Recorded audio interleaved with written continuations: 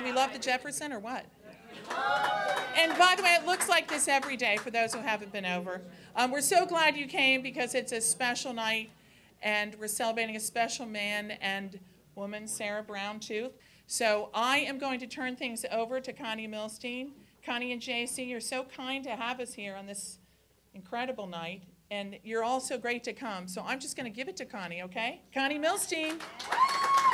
It gives me great pleasure to introduce to all of you this evening Sarah and Gordon Brown. They have both selflessly served their country and are devoted to their nation.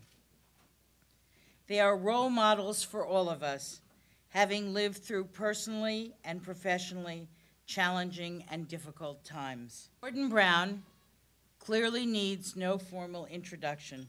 He is brilliant, unique, and straight-talking. He is the longest-serving Chancellor of the Exchequer in British history. His view of the world is practical as well as prescient. It is my great pleasure to introduce Gordon Brown and welcome to the Jefferson Hotel. Thank you, Gordon. Can I say, first of all, what a huge pleasure it is for Sarah and I to be in Washington, to come from Britain to a city where there is no snow and it's not snowing, where there are no students rioting, where because of a decision you made more than 200 years ago, there's no monarchy in danger in this country, and to be able to talk to you about some of the big issues of the day. Now, what's the connection between what's been happening with Lehman Brothers, with the subprime crisis, with Irish banks, with the Greek deficit, and why is it that it's not just America where people feel insecure? If you go around the world, as I've been doing over the last few months, and you go to any of the industrialized countries, then the sense of insecurity is absolutely palpable. And it's the reason why the Australian government lost the election, the Japanese upper house changed hands, Belgium is virtually falling apart as a country, I've just got to tell you, Netherlands, Italy, Austria, Sweden, big new parties or anti-immigrant parties developing in these countries.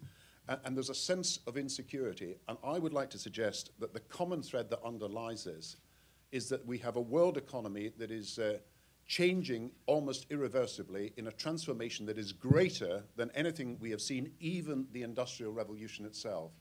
And what has happened is that in this year, 2010, for the first time in 200 years, for the first time in our Industrial Revolution history, America and Europe are being outproduced, out-invested, out-traded, out-exported by the rest of the world. And that is a fundamental shift that two continents that dominated the world in terms of production and exports and investment are not likely to do so in the future. And it's hardly surprising because we represent only 10% of the world's population.